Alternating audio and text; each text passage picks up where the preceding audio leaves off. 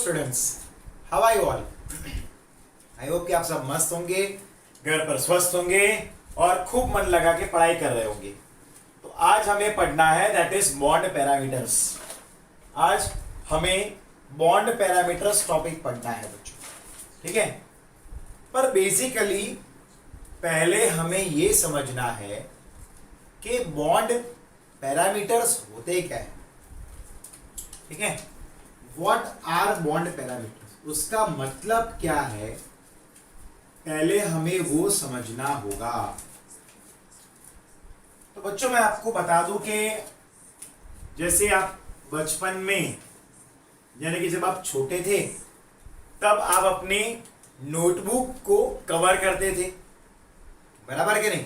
और अगर कवर किए बिना अगर आप स्कूल में बुक ले जाओ और आप आपके टीचर को सबमिट करो होमवर्क के लिए तो फिर आपको खूब डांट पड़ती थी। तो उसको हम कवर करते थे और वो नोटबुक को कवर करने के बाद हम ऊपर एक लेबल लगाते थे। उस लेबल में क्या लिखते थे? अपना नाम लिखते थे, रोल नंबर लिखते थे, स्टैंडर्ड लिखते थे, डिवीजन लिखते थे, बराबर के नहीं, स्कूल का नाम लिखते थे, ऐसे छोटे छोटे डिटेल्स लिखते थे। तो वो आप समझ सकते हो पैरामीटर्स। क्या हुआ? वो पैरामीटर्स हुए। समझ में आया? सेम वे मॉलिक्यूल जो होते हैं उनके भी कुछ पैरामीटर्स होते हैं। अब देखो बच्चों, वो अगर आपका स्टैंडर्ड, डिवीजन, रोल नंबर, नाम, स्कूल पता हो तो आपकी अगर नोटबुक कहीं पर स्कूल में मिसप्लेस हो गई हो और अगर किसी को मिले तो आप तक पहुंचाया जा सकता है, या फिर नोटबुक के ऊपर वो सारे पैरामीटर्स लिखे हो तो पता चल सकता है किसकी नोटबुक है, कौन से सब्जेक्ट की है, कौन से स्टैंडर्ड की है, कौन से डिवीजन की है। ये सारे डिटेल्स हमें उससे पता चलते थे या चलते हैं। सेम वे बॉन्ड पैरामीटर्स भी होते हैं जिससे हमें मॉलिक्यूल की पूरी जन्म कुंडली पता चलती है, पूरी डिटेल्स पता चलती है, ठीक है। वेट, यस, यहां पर ध्यान देना बच्चों, पे अटेंशन हियर। अब ये बॉन्ड पैरामीटर्स कौन से हैं? तो पहला है बॉन्ड लेंथ, देन सेकंड है बॉन्ड एंगल, थर्ड है बॉन्ड एंथैल्पी, फोर्थ है रेजोनेंस बॉन्ड ऑर्डर, फिफ्थ है रेजोनेंस स्ट्रक्चर, एंड सिक्स्थ है पोलैरिटी ऑफ बॉन्ड।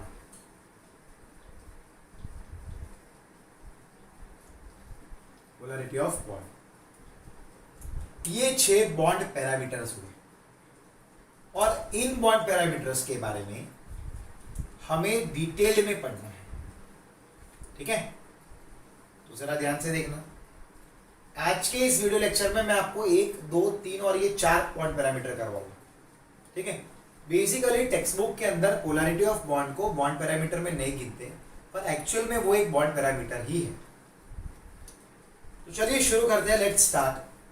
पहला है दैट इज बॉन्ड लेंथ। अब बेसिकली ये बॉन्ड लेंथ होता क्या है हमें ये पता होना चाहिए।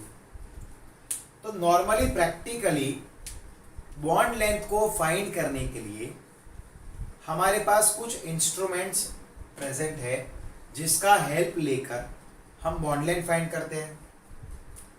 वो एक इंस्ट्रूमेंट है दैट इज स्पेक्ट्रोस्कोपिक टेक्निक।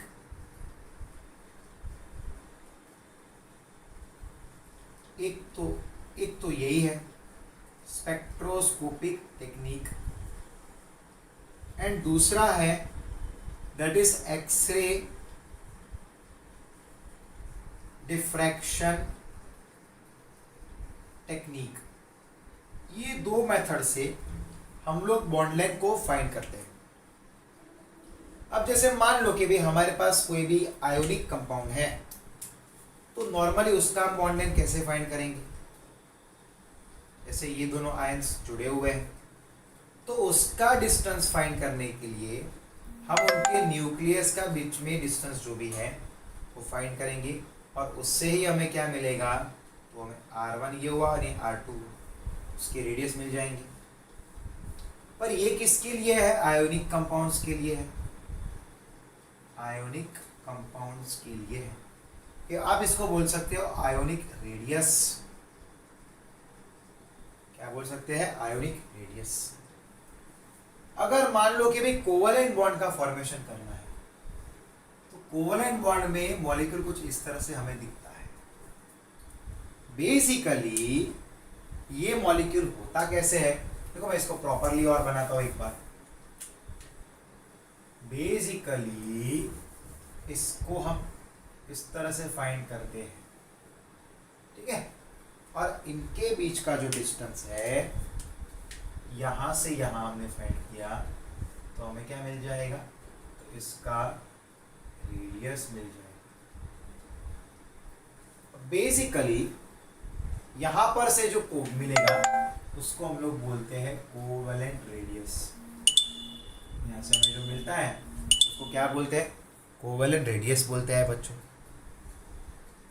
अब ये मॉलिक्यूल होता कैसा है, तो वो कुछ इस तरह से रहता है। मैं छोटा सा डायग्राम यहां पर बनाता हूं। ये एक दूसरे के अंदर धसा हुआ रहता है, क्योंकि इनमें क्या होता है, तो शेयरिंग ऑफ इलेक्ट्रॉन्स होता है ना, इसलिए ये इस तरह से यूं धसे हुए रहते हैं। तो आप इसको बिठाओगे यूं, तो वो तो यही बना, समझ में आया? तो ये कोवेलेंट रेडियस हुआ। उसके बाद मान लो हमारे पास कोई भी दो मॉलिक्यूल्स हैं,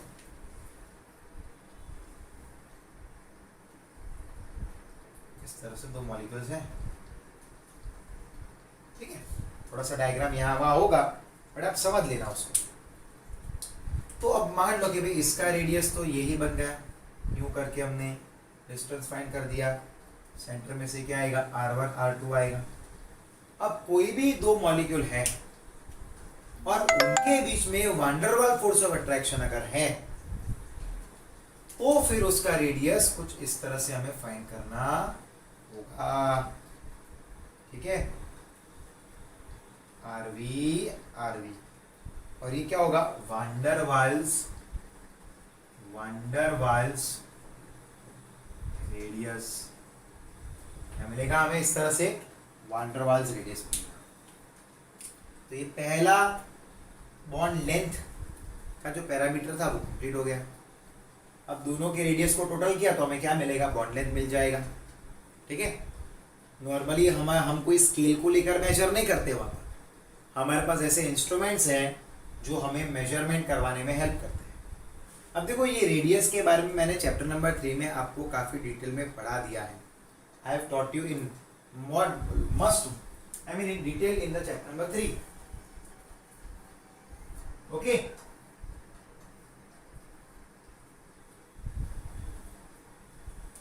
Yes, I was setting the light. तो जरा यहाँ पर ध्यान देना। नेक्स्ट पैरामीटर है दैट इज बॉन्ड एंगल। क्या है वो, दैट इज बॉन्ड एंगल। अब यहाँ पर बॉन्ड एंगल की बात की है, तो बॉन्ड एंगल कब बन सकता है, when there is more than 2 atoms, तभी बेसिकली बॉन्ड लेंथ आपको मिलेगा। 3 or more atoms, 3 or more atoms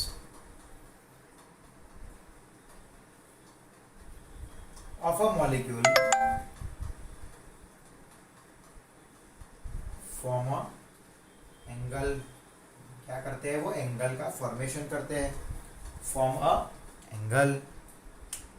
like examples के तौर पे हमने लिया है H2O, ठीक है। यहां पर क्या है, 2 लोन पेयर ऑफ इलेक्ट्रॉन्स हैं। अब H2O का जो स्ट्रक्चर होता है वो बेंट स्ट्रक्चर होता है, यू बेंट स्ट्रक्चर होता है, और उसके ये HOH में एंगल कितना है, 104.5 डिग्री। सेम में BeCl2 की बात करते हैं, तो यहां पर ये एंगल क्या बनेगा, तो वो 180 डिग्री होगा। BF3 की बात करते हैं तो उसका एंगल आएगा दैट इज 120 डिग्री। यहां पर अगर आप देखोगे BeCl2 तो वो सेमी सर्कल बन रहा है, तो एक सर्कल का टोटल एंगल कितना होता है 360 डिग्री। तो सेमी सर्कल है तो 360 डिवाइड बाई 2 करेंगे यानी कि 180 डिग्री बनेगा, इसलिए इसका बॉन्ड एंगल क्या हुआ 180 डिग्री। सेम वे BF3 के 3 इक्वल पार्ट हुए हैं, बराबर है। एक का 360 है तो डिवाइड बाई 3 करेंगे तो 120 डिग्री हमें उसका एंगल मिल जाएगा। क्या मिलेगा हमें, उसका एंगल मिल जाएगा। ठीक है, क्लियर है। इसके बाद हमें तीसरा पैरामीटर पढ़ना है दैट इज बॉन्ड एंथैल्पी। लेकिन उससे पहले आप इसका स्क्रीनशॉट लो क्योंकि आपको फिर नोट्स करने में काम आएगा। मैं इसको रब करूंगा। Take the screenshot, come on, take the screenshot of this.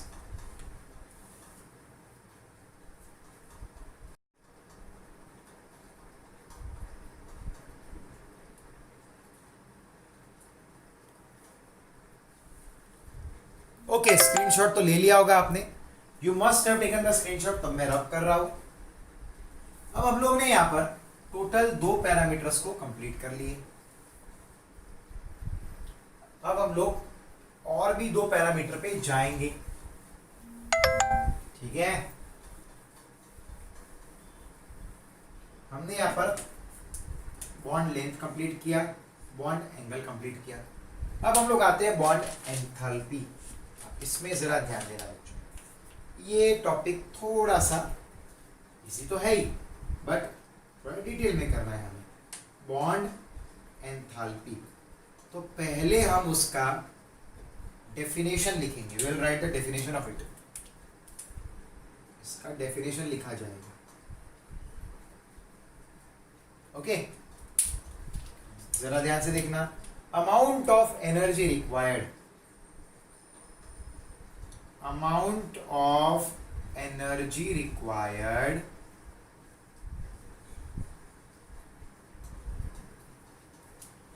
to break 1 mole of 1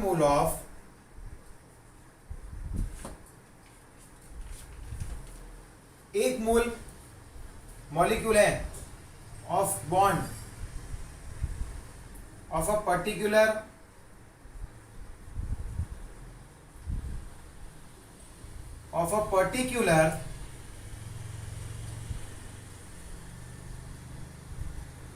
type between type of bond आएगा, पर्टिकुलर टाइप ऑफ बॉन्ड आएगा, ठीक है, between 2 atoms in a gaseous state. देखो मान लो कोई भी 2 एटम के बीच में बॉन्ड फॉर्मेशन है, मतलब कि बॉन्ड फॉर्म है। अब वो कोवेलेंट बॉन्ड हो या आयोनिक बॉन्ड हो, उससे हमें लेना देना नहीं। अब वो कितना है, 1 मोल जितना है। वो 1 मोल मॉलिक्यूल्स के बीच में बॉन्ड ब्रेक करने के लिए हमें जितनी एनर्जी देनी पड़ती है उतनी एनर्जी को क्या बोला है, बॉन्ड एंथैल्पी। क्या बोला है, बॉन्ड एंथैल्पी। लाइक एग्जांपल्स हमने लिए हैं दैट इज हाइड्रोजन गैस, लेकिन याद रखना वो गैसियस फॉर्म में ही होना चाहिए। और उसको तोड़ा तो हमें H+H यानी कि अलग अलग हाइड्रोजन के एटम्स मिल गए, और डेल्टा AH इक्वल टू क्या आएगा, 435.8 किलो जूल पर मोल मिलेगा। अब मान लो ऑक्सीजन है तो उसके बीच में तो O2 ने डबल बॉन्ड होता है गैसियस स्टेट में। ऑक्सीजन यहाँ पर एक एटम गैसियस में, दूसरा एटम गैसियस में, क्या आएगा, delta AH equal to 498 kilo joule per mole. फिर हमने लिया है that is N triple bond N, ठीक है, वो भी गैसियस स्टेट में है, और उसके बीच में बॉन्ड ब्रेक करवाया हमने, तो ये मिला डेल्टा AH इक्वल टू क्या आएगा 946.0 किलो जूल पर मोल। ठीक है, तो मैं आपको यहाँ पर एक बात नोटिस करवाऊंगा, आपको क्लियरिटी होगा कि यहाँ पर हमारे पास सिंगल बॉन्ड था, यहाँ पर डबल बॉन्ड था, यहाँ पर ट्रिपल बॉन्ड था। तो सिंगल से ज्यादा एनर्जी देनी पड़ती है डबल में, डबल बॉन्ड को तोड़ने से ज्यादा एनर्जी ट्रिपल को देनी पड़ती है। क्यों? क्योंकि यहाँ पर नंबर ऑफ बॉन्ड ज्यादा है, नंबर ऑफ बॉन्ड ज्यादा है। अब बच्चों यहाँ पर एक और बात मैंने आपको नोटिस करवाई कि ये तीन को मैंने गैसियस स्टेट में लिया है। देखो गैसियस स्टेट में आसानी से बॉन्ड टूटता है, और अगर आपके पास वो कंपाउंड गैसियस स्टेट में नहीं है तो पहले आपको उसको गैसियस स्टेट में लाना पड़ेगा, तो और ज्यादा एनर्जी देनी पड़ेगी। लाइक सॉलिड है तो उसको लिक्विड में कन्वर्ट करो, फिर उसको गैस में कन्वर्ट करो, फिर जाकर वो टूटेगा। यानी कि तब आपको बहुत ही ज्यादा एनर्जी देनी पड़ेगी। जब आपका कंपाउंड सॉलिड स्टेट में है तब आपको बहुत ही ज्यादा एनर्जी देनी पड़ेगी, क्योंकि आपका कंपाउंड सॉलिड स्टेट में है। मैं पॉइंट लिखता हूं, for breaking bond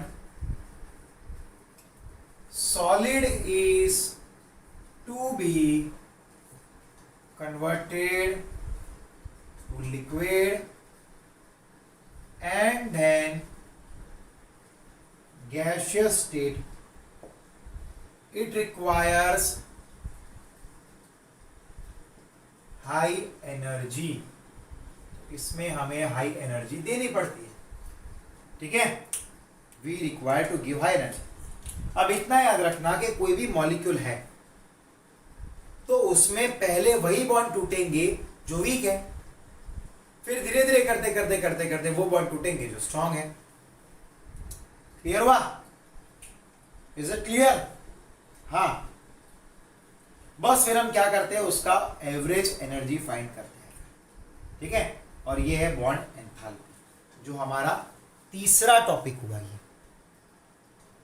that is bond enthalpy. Like हम लोग ने लिया है वाटर H2O, तो H2O को ब्रेक करेंगे तो H प्लस OH बनेगा, H plus plus OH minus. अब ये जो OH है जो गैसियस फॉर्म में है वो टूट के H प्लस O बनेगा। उसके लिए यहां पर एनर्जी कितनी देनी पड़ेगी, delta AH equal to 502 kilo joule per mole. ठीक है, सॉरी बेसिकली इसको ब्रेक करने के लिए हमें देनी पड़ी एनर्जी 42.7। ठीक है, इतना ही, सॉरी 427, हाँ sorry my mistake, 427 kilo joule देनी पड़ी एनर्जी, किलो जूल पर मोल। और इसको ब्रेक करवाने के लिए कितनी एनर्जी देनी पड़ी, that is 502 joule kilo joule per mole.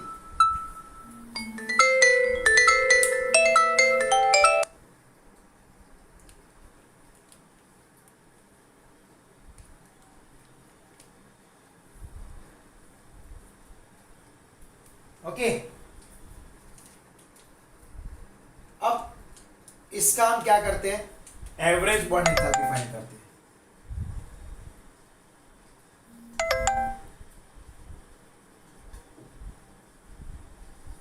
ठीक है,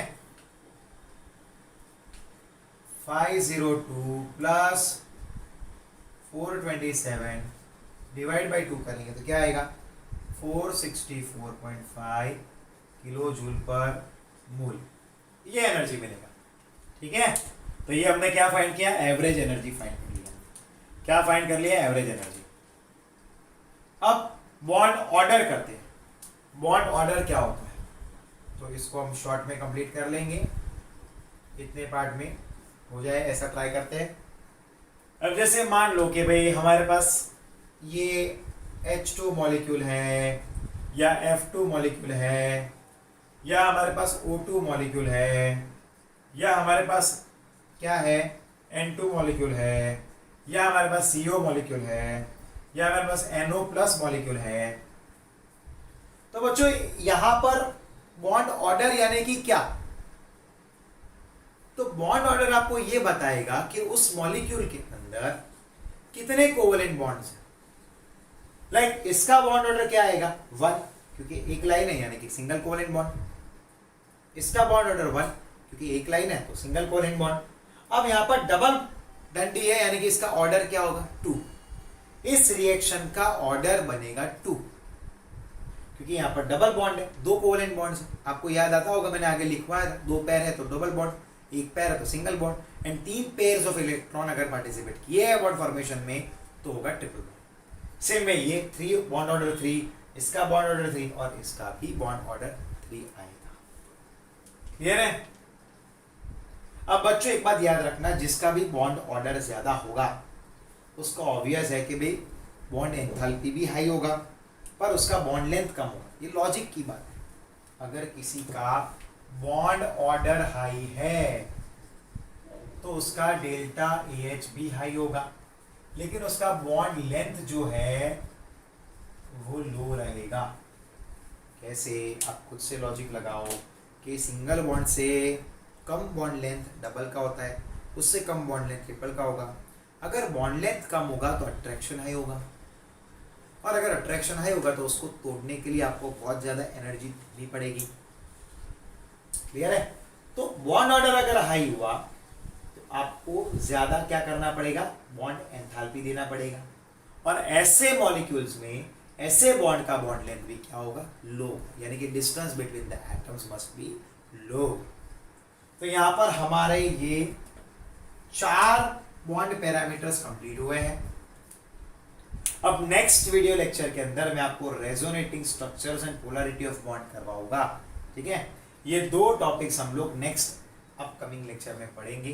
ठीक है, पोलैरिटी ऑफ बॉन्ड खत्म होने पर हमारा इस पहला चैप्टर का जो पहला टॉपिक 4 ही थियरी पढ़नी है, Kossel Lewis theory, VSEPR theory, VB theory and MO theory. तो उसका कॉसेल-लुईस थियरी खत्म होगा। वेस्पर थियरी 2 वीडियो लेक्चर की जरूरत है, विबी थियरी 1 ही वीडियो लेक्चर की जरूरत है, और 3 वीडियो लेक्चर में हम एमओटी करेंगे, यानी कि अगले वीक में हमारा ये चैप्टर ऑलमोस्ट कंप्लीट हो जाएगा। ठीक है, क्लियर है। तो बच्चों आई होप कि आपको आज के इस वीडियो लेक्चर में मजा आया होगा, समझ में आया होगा, टप्पा भी पड़ा होगा। तो मिलते हैं नेक्स्ट लेक्चर में। Till then good bye and take care students. Bye students.